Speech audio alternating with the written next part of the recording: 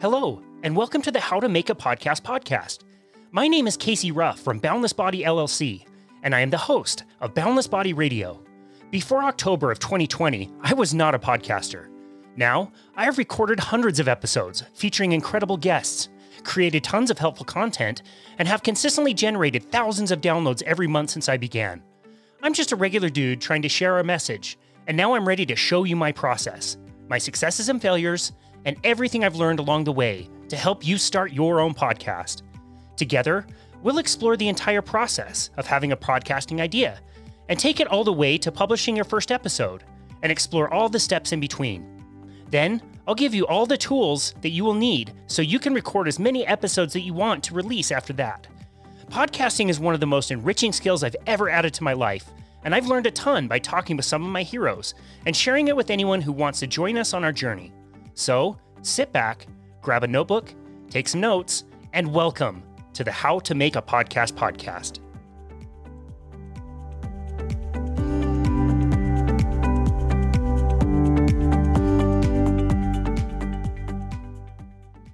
Hello. This is Casey Ruff, and welcome to episode 5 of season 2. Today we are speaking with a really good friend of mine, a mentor of mine who I've known for a very long time, Steve Cutler. Steve is the host of the Evolve podcast, which has been downloaded in over 20 countries in just over 10 months. Super cool.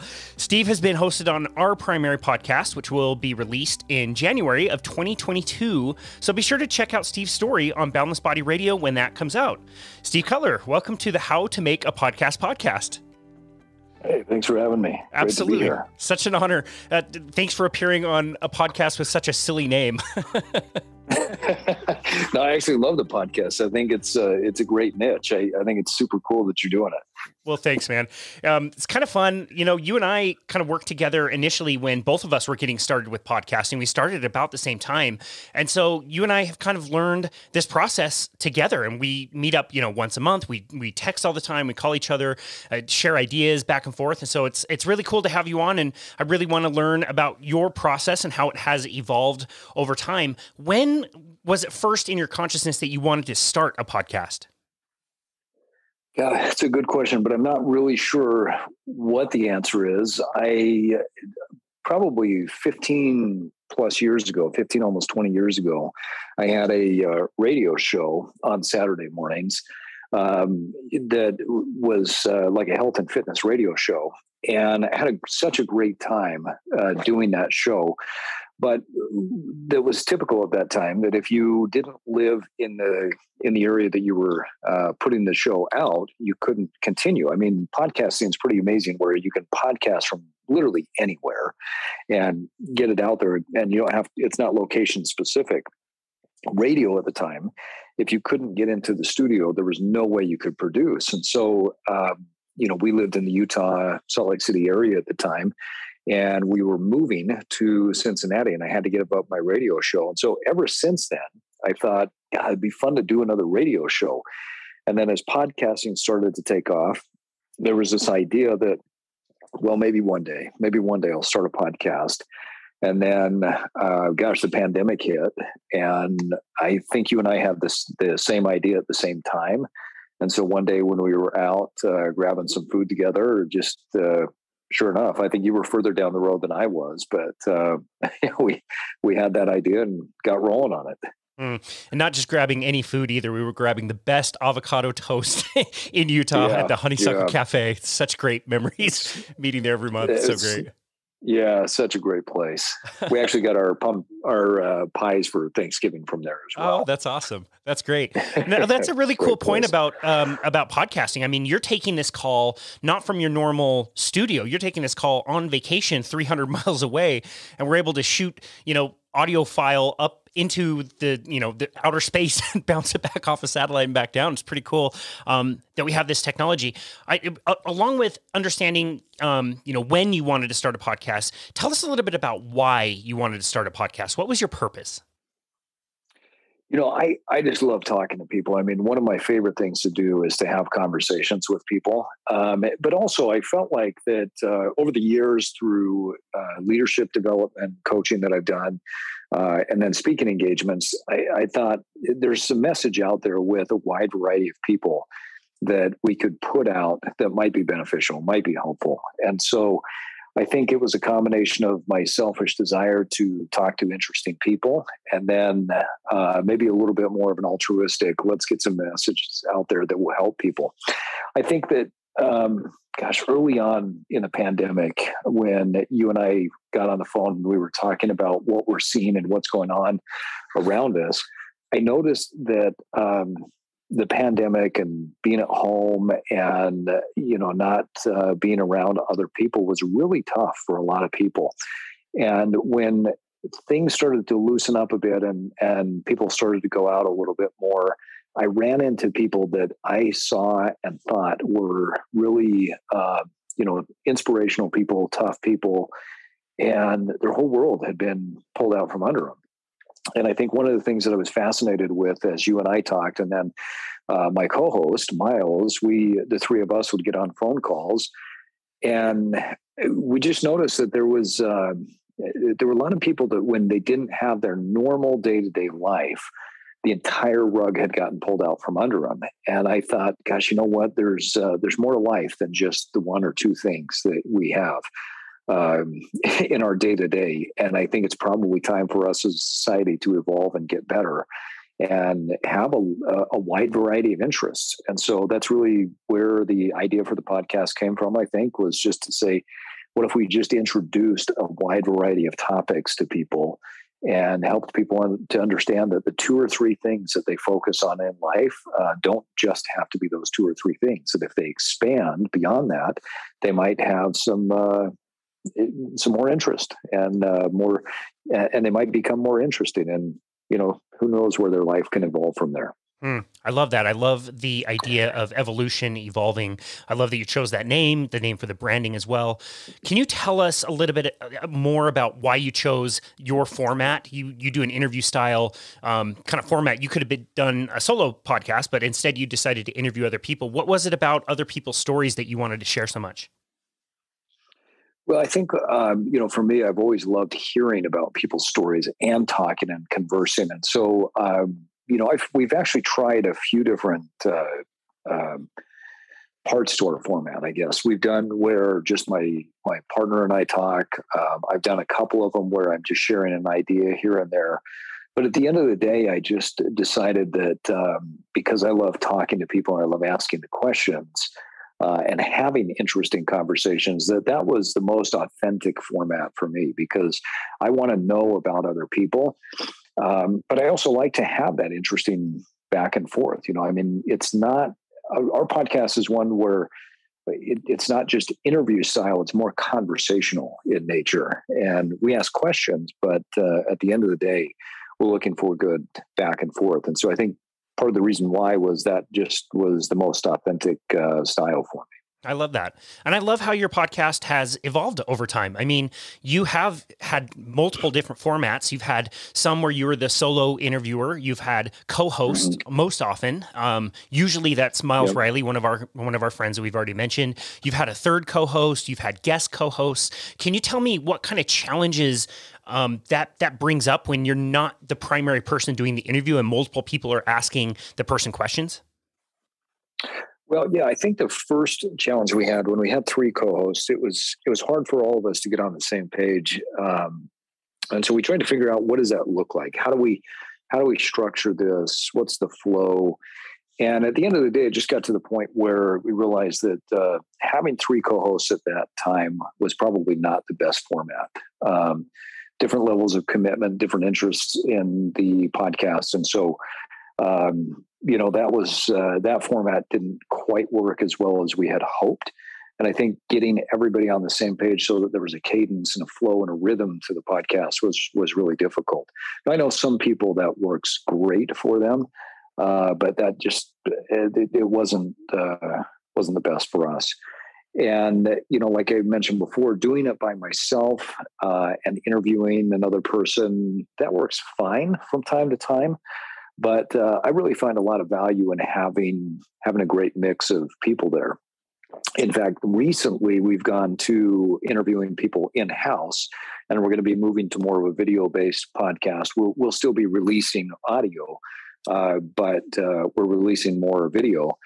And one of the reasons that we've gone in that direction is because I want the podcast to feel like a party. I think that if it's fun and enjoyable, people will get a lot more out of it. You know, we focus on personal growth and evolution, which in and of itself can be a heavier, a weighty topic.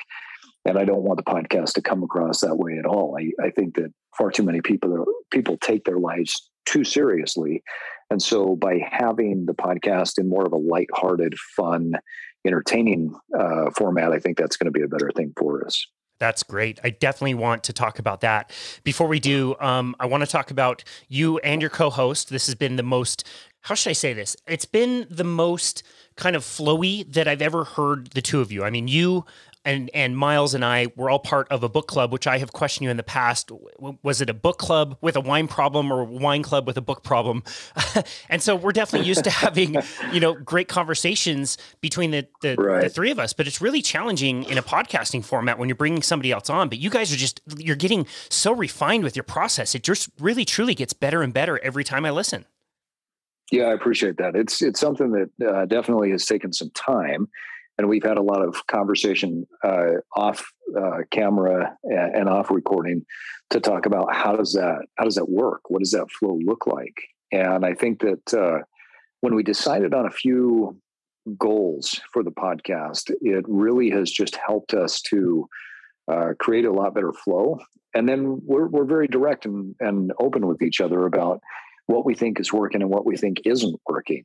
And we don't pull any punches. We tell each other exactly what we think is working and exactly where we think we need to go. And I think that's been one of the keys to seeing that flow improve over time.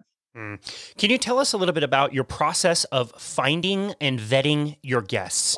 I think the highest compliment I can pay you for your podcast is you get me to care about things that I didn't think I cared about until I hear some of your guests, which are incredible, and they tell amazing stories. And, I certainly am biased because I was one of your guests, and I think my episode was by far the best one you've ever done. But anyway. No doubt about that, yeah. I mean, you have had such a wide array of guests and have told so many amazing stories and helped your guests unlock those stories. Can you tell us a little bit about that process of finding interesting people and allowing them to share what they have to share on your show? Yeah, I think it's probably a couple of different things. One, we go from like our little black book, as we call it, between Miles and myself. And then our former co-host, Casey, he had a few interesting people that he brought to the table. But it's just people we know that we find very interesting, or people that we have some sort of connection or affiliation to. And we thought, God, they probably have an interesting story to tell. And so I'd say a good majority of the people that we've interviewed up to this point are connections and people that we really feel like have some interesting stories. And then a few of them are just random people that we found either through social media or we've heard about their stories. Every once in a while, somebody will shoot a message and say, hey, you should interview this person. And so we'll do a little bit of research to see if we don't know them, what's interesting about them. From time to time, I'll jump on a Zoom call with someone or a phone call and just talk through their story. And I'll just say, let's explore if we've got an episode here. And so with the people that we don't know personally, we'll jump on a call, or Miles will, he's met some people that he thought were interesting. And he'll say, hey, let's go to the bar and grab a drink or go to a coffee shop, and they'll sit down and talk. And then we just present it to each other and say, hey, we've got so-and-so that we think is interesting. Let's get them on. And then as far as vetting them out beyond that, it's just a matter of getting a bio, getting some sort of story or 2 or 3 points that we think might be interesting. And we create a storyline or a line of questioning from there, and then just let it flow. And I think that's one of the things that has been the most fun is once we vet to a certain point, but then we also leave it open so that we can have a nice flow to the conversation. Well, you certainly achieved that. What are some of the best episodes you feel like you have done and the best guests that you've had on? I know it's hard to choose, and I'd have a hard time answering that question as well, but what are some of the ones that really stand out? Well, it's interesting because some of them that I went into and I was like, I just don't know how this one's going to go, really surprised me. I mean, several I thought were going to go great, and they did. And, like the episode we did with you, I thought was going to be a great one, and we had a great time with it. And that was a lot of fun. And then there are others where I think, hey, I'm just not so sure, because I'm not really sure about this topic. We had one, and the episode has not done well in terms of downloads because this guy doesn't have a massive following. But we interviewed a guy who was the mayor of North Las Vegas during a time where it was the fastest growing city in America. Large city in America. And it was fascinating talking about politics with somebody who had, extensively, it was a right-wing Republican that was elected in a very diverse left-wing liberal area, and talking about how did he do that and how did he achieve the success that he did and get reelected and essentially term out. I mean, that was a fascinating conversation. To talk about how if a person truly just focuses on topics and issues that are important for people, that it doesn't matter what your political party is, you're going to be successful in that area. So I think that was one that was really fascinating, really interesting. And then I would say it's hard to pick an episode other than the fact that there are multiple people where I know them and I knew their stories, but I didn't really know the depth of those stories until we got into it. And so, again, harder to pick one, but I would say there are multiple out there where, friends of mine, where I just was blown away as they started talking about their stories. And I'm thinking, how have I known you for all these years and I never asked you this question? And I think that's part of what's fun about the podcasting is it forces us into a situation where we talk about things that maybe we wouldn't have talked about aside from this. Yeah, I agree. I mean, how many times have you and I had really deep conversations for over a decade? And yet bringing you onto our show, I learned stuff about you that I didn't know. It's really amazing. And I'm so glad you mentioned the mayor, because that's exactly what I'm talking about when I say you get me to care about things that I would never care about. I don't want to listen to politics, but he was fascinating. Right. He was so fascinating. What things do you think about when you are trying to formulate questions to unlock really interesting responses from your guests? Well, I want to get them to talk about their story in particular. Like, what was it that took them from where they were to where they are now? And what were some of those inflection points, or those points where there was a moment of disruption that pushed them in a different direction or made them go further and faster? I want to think about how have they become a different person? What's some thinking that they used to believe that they no longer believe? And what was the courage for them that they had to find in order to go into that next space of their life? So I just think through that process. One of the things that's made it easy is, as human beings, we tend to discount some of the things that we do, and we tend to not think that what we do is very interesting and important. And so I kind of have an advantage knowing that most people discount their lives, that I can go into it and really bring out some amazing stories and some amazing things that they've done, because they don't think it's very amazing. But yet when we put it out there, we'll have people respond back and say, wow, that was unbelievable what that person did. So I just try and think about what is it that each individual did? Where are those inflection points? Where are those disruption points? And then try and tell their story as best we can. I think the most important thing for us has just been to be authentic to ourselves. I think that if I actually don't go into it trying to think to myself, how can I be different than someone else? I just am authentically myself. And I think Miles is the same way, where if he and I sit down and have a conversation with somebody, it's going to be unique because it's just the two of us being as authentic as we can be.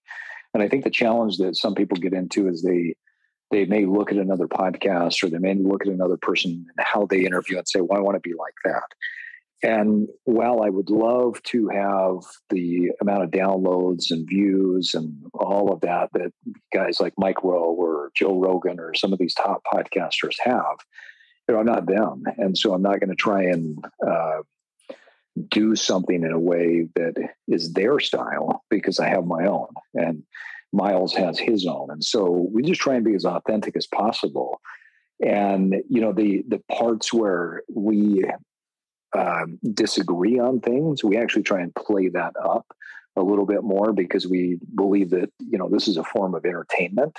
And so if people listen to our podcast and they hear Miles say something and I give them a hard time or vice versa, that's a typical thing for us in our conversations, but then we really try and play it up in the podcast to make it even, more entertaining.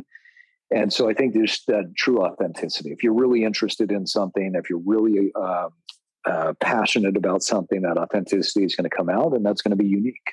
I love that. I love that you went there with authenticity. I think it creates an environment where the guest feels like they can also be authentic and you can unlock something that somebody else has not because they're trying to copy somebody else's style. So I love that point. Did you have to overcome a lot of resistance with that idea when you first got started?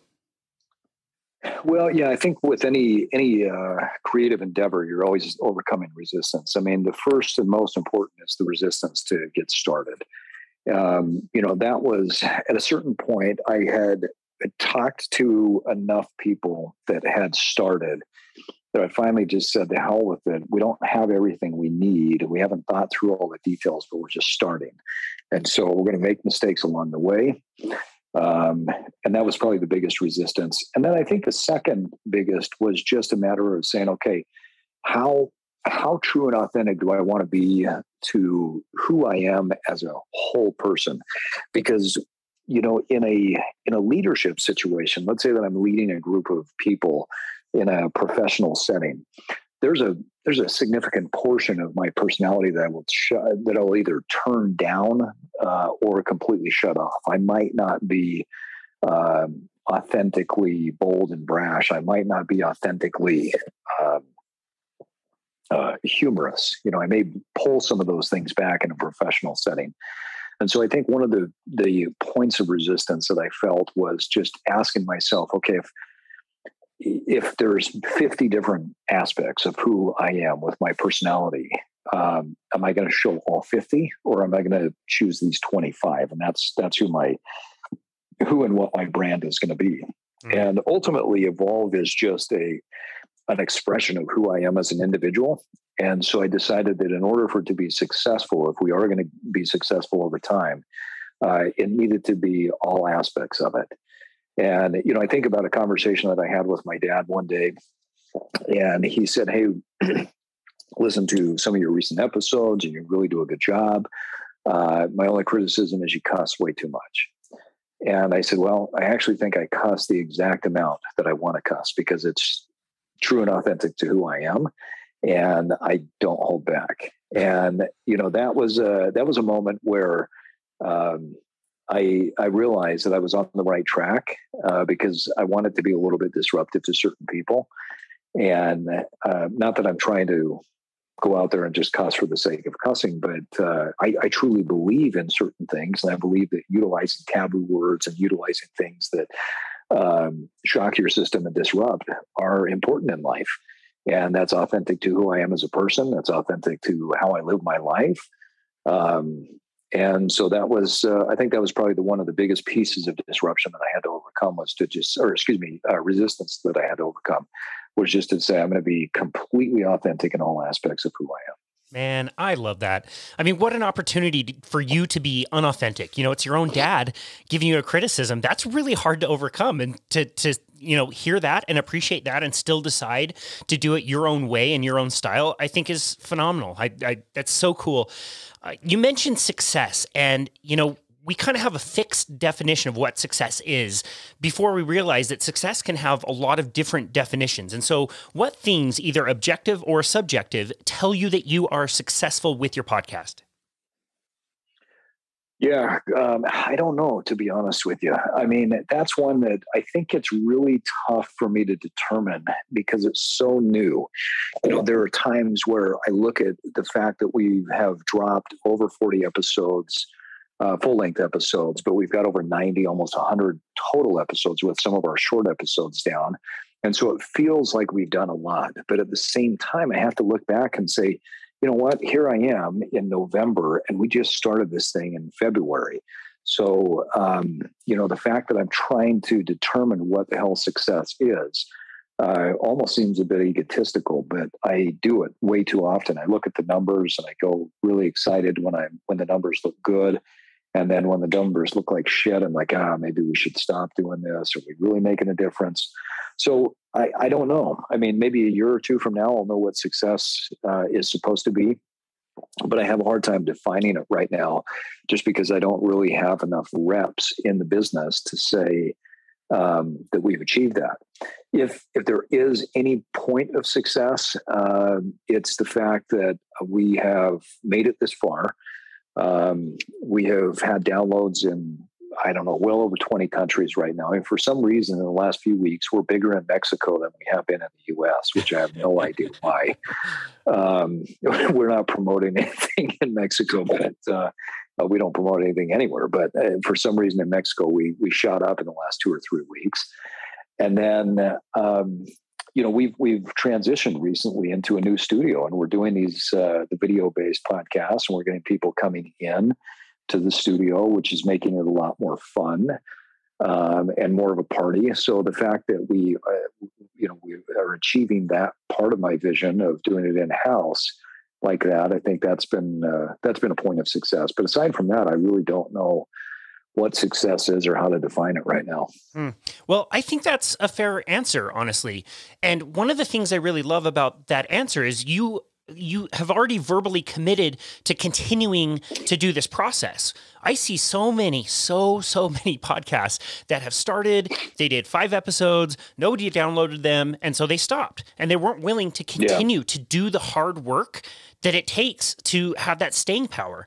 And I feel like I've got that same commitment with Boundless Body. Like, I'm going to continue doing that, and I'm going to continue making mistakes. And that is something to me that is worth suffering with and struggling with and making mistakes for and refining constantly. That's something that's worth it. And so I really love that answer, and I love that kind of commitment. You might not know what success is now, but you already know that you are willing to put the reps in for years to come. I think that's so important, and it's so rare out there with a lot of people who are starting podcasts. Don't you agree?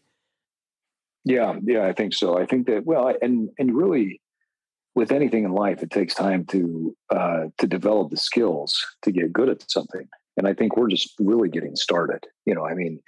I had a radio show for a year and a half or so, but I felt like towards the tail end of that is when I first started getting into a good rhythm of what should that look like. And so, with only being into this now a few months, I don't think that we have the knowledge base and the skill set to be great at it. So I think just sticking to something and saying we're going to make the mistakes, we're going to have fun with it, not take ourselves too seriously. But at the same time, I mean, I'm a driven person. I want to achieve goals. I just have a hard time knowing what goals to set right now, and so I'm giving us a little bit of grace to say let's just have fun with it. And then once we establish a baseline, maybe after a year and a half, we could start to set some more definitive goals from there. I love that. That's a great answer. I feel like so far in this conversation, we've talked a lot about, finding interesting people, asking interesting questions. I feel like you are really, really strong there. You mentioned kind of the process of podcasting. What has been one thing that you felt like in the beginning, especially, you were really weak with, and that you had to really learn a new way of doing things or progress or evolve through that process? Well, I think the first thing is just understanding the setup and the production. I'm not, I can understand the technology, but I have a harder time. That's something that doesn't necessarily come easy for me. And so I have to figure out my rhythm and my routine. I remember the first podcast, it took me probably 3.5, 4 hours of editing. And then when I realized that I was taking such a long time in editing, that it was both a technical issue, but it was also an issue that we just didn't produce a good podcast. And so I threw that one away and said, all right, we're doing that one again. So I think the technical piece, but then also understanding how to keep the flow and keep it loose, but have a framework to it.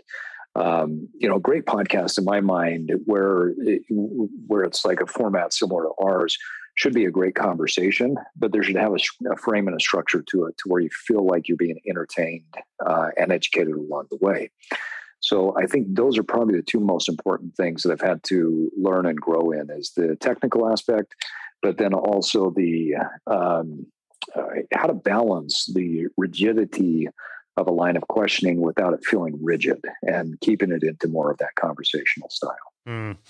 Okay, so for this next question, this could be hardware or software. What is your very favorite piece of equipment and or, again, like software, like the one thing that you would jettison the very last? What would that be?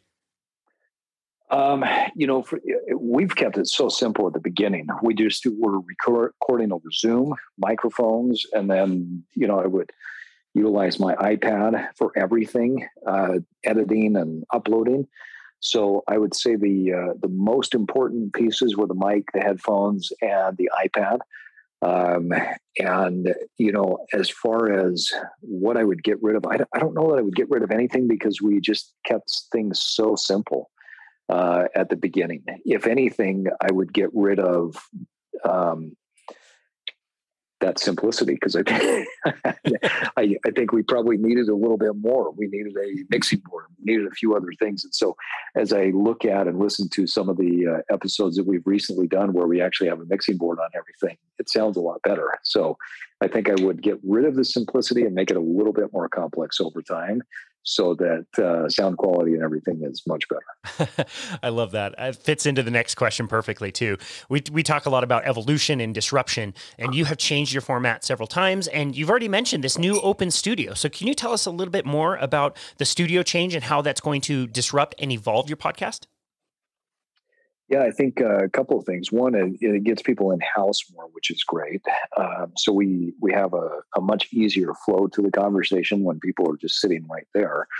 I think the other thing is that it's actually opened us up to just having random people that work for us. So I run a marketing team for a tech company called Udo, and the team that is helping to set up the podcast, I'll just have some of my employees pop their heads in and say, well, this looks fun. And so last couple of episodes we've done in-house, we've actually had members of our team sit down and co-host and just have fun with the party. So I think that's one of the evolutionary pieces. My vision when I started this a long time ago, or back in February, whenever it was that I'd like to have just a group of fun, interesting people sitting in a room, hanging out, having a great time and laughing. And so I think that's really where we're at in this next stage of evolution, is having as many people show up to the party as possible. And I think one of the things that makes it an interesting disruption is if people want to jump in, I'll just say, hey, feel free to sit here. If you have a question, pipe up. And that's it. And so I think disrupting by throwing in random people into the mix, it doesn't make them feel like they have to take over and, there's no pressure there, but at the same time, it brings some interesting perspectives and makes it a lot of fun. Interesting. I wonder if you have a specific instance that you're thinking about where bringing somebody else in added some type of nuance or asked a question or unlocked something from one of your guests that you maybe weren't thinking about, but became like super interesting. Yeah, I think interesting and funny. So last week we were interviewing a couple of people that women that are in their 40s that have stayed really fit. They've developed this hiking group for women. And so the lady that jumped in with us, she works for us as a writer at Udo. And she said, well, this sounds really interesting because I'm in my 50s. I didn't get in shape until I was 40. Can I sit in and ask some questions?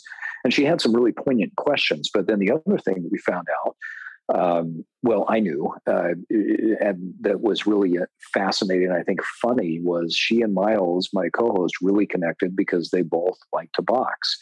But then Kim, this lady who jumped in with us, she's got a really good voice. And so when she got on and she started playing around with her voice and saying, hello, Miles lives in Ohio. So he records, remotely with us.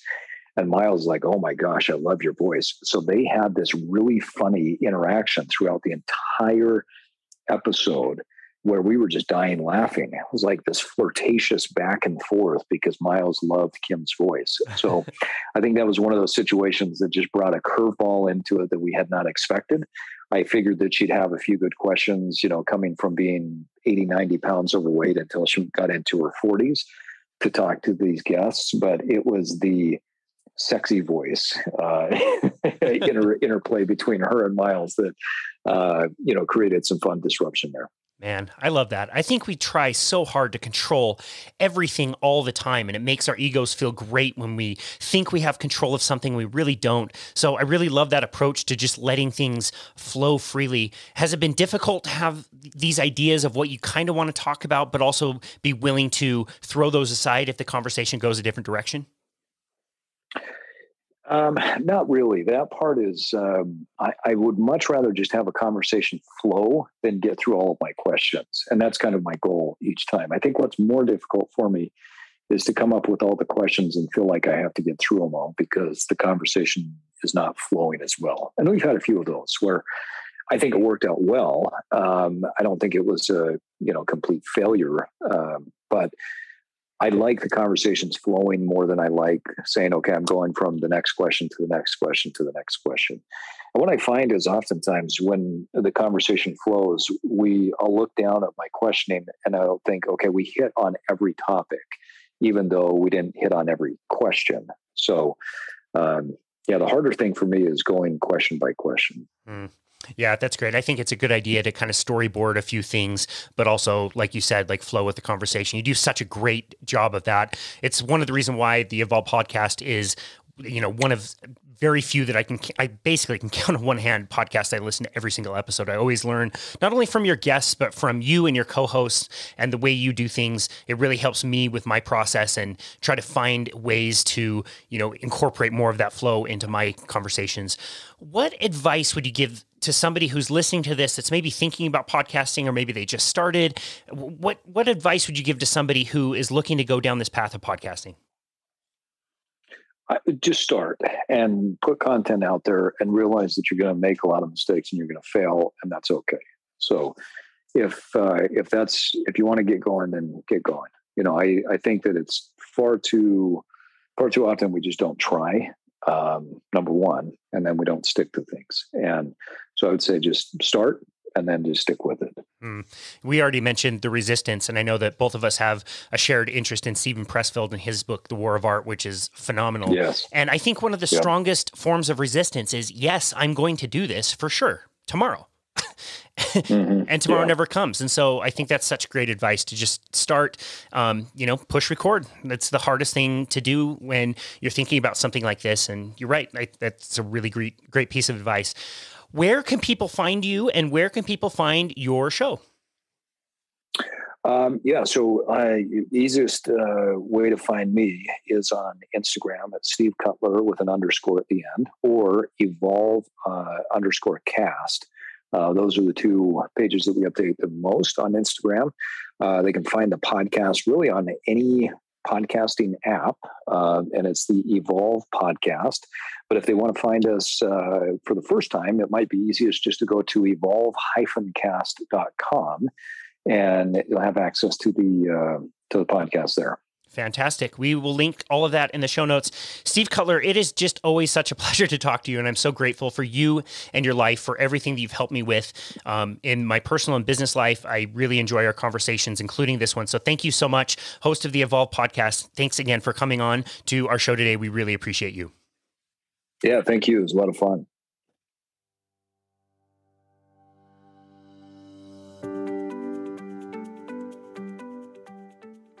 Thank you for listening to the How to Make a podcast.